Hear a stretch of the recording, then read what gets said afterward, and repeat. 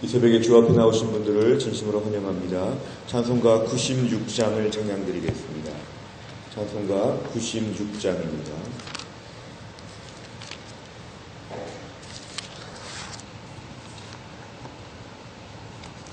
찬송가 96장입니다.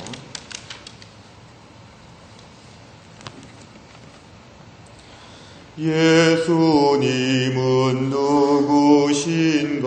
우는 자의 위로와 없는 자의 풍성이며 전한 자의 높음과 잡힌 자의 노임되고 우리 기쁨 되시네.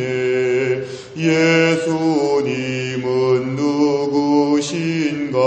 약한 자의 강함과 눈먼 자의 빛이시며 병든 자의 고침과 죽은 자의 부활되고 우리 생명 되시네. 예수님은 누구신가? 추한 자의 정함과 죽을 자의 생명이며 죄인들의 중보와 멸망자의 구원되고 우리 평화 되시네. 예수님은 누구신가? 온 교회의 머리와 온 세상의 구주시며 모든 왕의 왕이요 심판하실 주님 되고 우리 영광 되시네. 아멘. 하나님 말씀은 마가복음 7장입니다. 마가복음 7장 24절부터 30절까지입니다. 마가복음 7장 24절 신약성경 65페이지에 있습니다. 마가복음 7장 24절부터 30절까지의 말씀을 저와 한 절씩 교독하시겠습니다. 마가복음 7장 24절부터 30절까지입니다. 제가 먼저 24절 읽겠습니다. 예수께서 일어나사 거기를 떠나 두로 지방으로 가서 한 집에 들어가 아무도 모르게 하시려 하나 숨길 수 없더라. 이에 더러운 귀신 들린 어린 딸을 둔 한 여자가 예수의 소문을 듣고 곧 와서 그 발 아래에 엎드리니 그 여자는 헬라인이요 스로보니게 족속이라 자기 딸에게서 귀신 쫓아내 주시기를 간구하거늘 예수께서 이르시되 자녀로 먼저 배불리 먹게 할지니 자녀의 떡을 취하여 개들에게 던짐이 마땅치 아니하니라. 여자가 대답하여 이르되 주여 올소이다마는 상 아래 개들도 아이들이 먹던 부스러기를 먹나이다. 예수께서 이르시되 이 말을 하였으니 돌아가라 귀신이 네 딸에게서 나갔느니라 하시매. 같이 읽습니다. 여자가 집에 돌아가 본즉 아이가 침상에 누웠고 귀신이 나갔더라. 아멘. 오늘 본문의 말씀은 예수님께서 지역적으로 이동을 하셔서 갈릴리 호수 주변에 가버나움 근처에 있던 게네사렛 근처에 계시다가 이제 갈릴리 호수 주변에서 지중해 연안을 따라 더 북쪽으로 올라가시면 두로와 시돈 지방이 있었습니다. 여기는 더 이방인 지역이라고 볼 수도 있고 더 이스라엘 본토와는 매우 먼 지역이었습니다.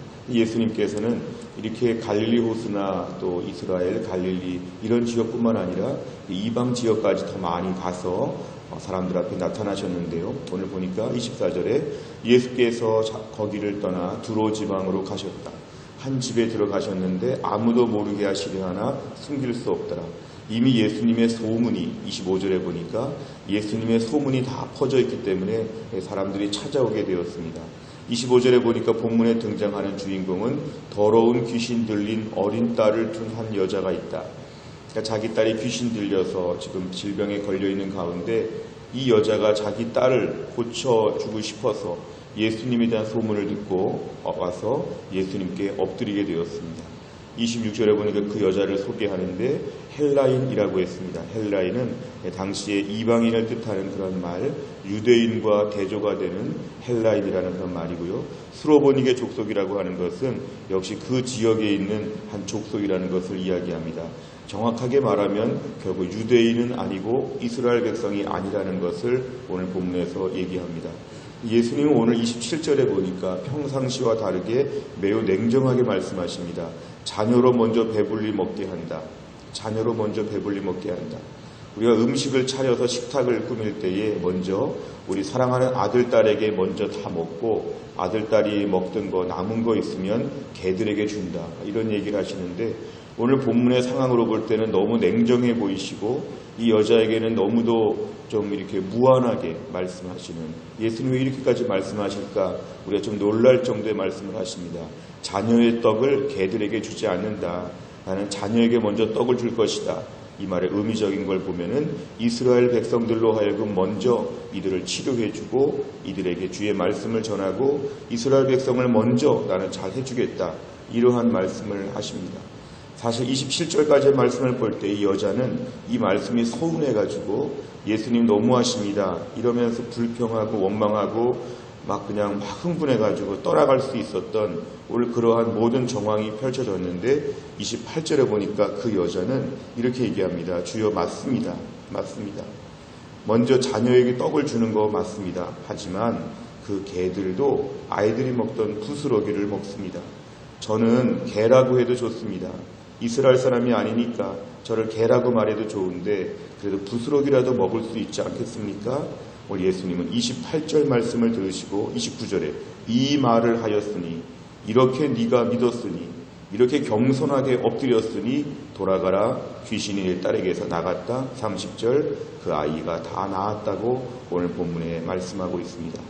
오늘 본문의 예수님은 이 지방으로 가신 것 자체가 이미 이방 사람들 오늘 이 여자를 보러 예수님 일부러 가신 것이었지만 27절에서 일부러 한번 이렇게 말씀을 하신 것이죠. 그 여자의 믿음이 준비되었는가? 겸손한 마음으로 엎드린 것인가? 오늘 예수님께서는 이 여자의 말, 개들도 먹던 부스러기를 좀 먹지 않습니까? 예수님 이 말을 하였으니 돌아가라. 이 말을 중요하게 예수님 보셨다는 걸 오늘 본문에서 말씀합니다. 오늘 내용 관찰을 보시면 첫째, 예수님께 찾아온 여인은 누구이며 무엇을 간청했습니까? 이 여인에 대한 소개는 오늘 26절에 잘 등장하고 있습니다. 헬라인이고 수로보닉의 족속이고 자기 딸이 지금 귀신 들려서 고생하고 있는 그 여인이어 있고 이 여인이 간구한 거는 자기 딸을 좀 고쳐주십시오. 이런 것이 간구였습니다. 두 번째를 보면 수로보닉의 여인은 예수님의 냉정한 답변에 어떻게 반응했습니까? 27절 예수님 너무 냉정하게 말씀하시는 것처럼 서운하게 보였지만 28절 맞습니다. 맞습니다. 저는 개와 비슷합니다. 하지만 부스러기라도 먹을 수 있지 않겠습니까? 이 여인은 이런 식으로 간절하게 예수님 앞에 엎드리게 되었습니다. 세 번째를 보면 예수님께서 수로보닉의 여인의 간청을 들어주신 이유는 무엇입니까? 오늘 예수님께서는 이미 이 지역으로 가신 것 자체가 이런 여인들, 이런 사람들, 헬라인들, 이런 사람들을 도와주고 불쌍히 보셔서 예수님 일부러 가신 것이었지만 이 여인의 이 간절한 태도, 겸손한 태도, 이것을 예수님께서 중요하게 보셨다는 것입니다. 이 여인은 자기 딸을 고치는 일이라고 하면은 이렇게까지 엎드릴 수 있는 여인의 절박한 마음이 있었고 어떤 어려움이 와도 오늘 예수님이 우리 딸을 고쳐주실 수 있기 때문에 그 앞에 매달려야만 된다고 하는 확신이 있었습니다. 우리가 세 번째 문제가 오늘 본문 묵상의 핵심이 되는 그런 키가 됩니다. 이 세 번째 문제를 가만히 묵상하다 보면 우리의 오늘날 신앙생활을 돌아볼 수 있습니다. 신앙생활하면서 크고 작은 어려움들이 있습니다. 서운할 때도 있습니다. 내 생각대로 되지 않을 수도 있습니다. 그럴 때 우리가 27절까지 해서 종교를 짓고 예수님을 떠나갔더라 이럴 수 있습니다. 예수님 너무 서운합니다. 너무 마음이 상합니다. 기분이 나쁩니다. 예수님 이럴 수 있습니까? 그러면서 예수님 곁을 떠나갈 수가 있지만 진정한 믿음의 사람은 이럴 때 겸손하게 엎드린다는 것입니다. 우리는 신앙생활하면서 너무 귀족같이 되어서 너무 고상해서 예수님 앞에 너무 서운하다고 너무 섭섭하다고 이러면서 자꾸만 믿음 생활할 때 마음이 높아질 수가 있습니다. 오늘 스로보니게 여인의 이런 헝그리 정신, 영적인 헝그리 정신, 신앙생활하면서 힘들고 어려운 일이 와도 주여 저를 개처럼 보셔도 좋습니다. 하지만 부스럭이라도 먹을 수 있지 않겠습니까?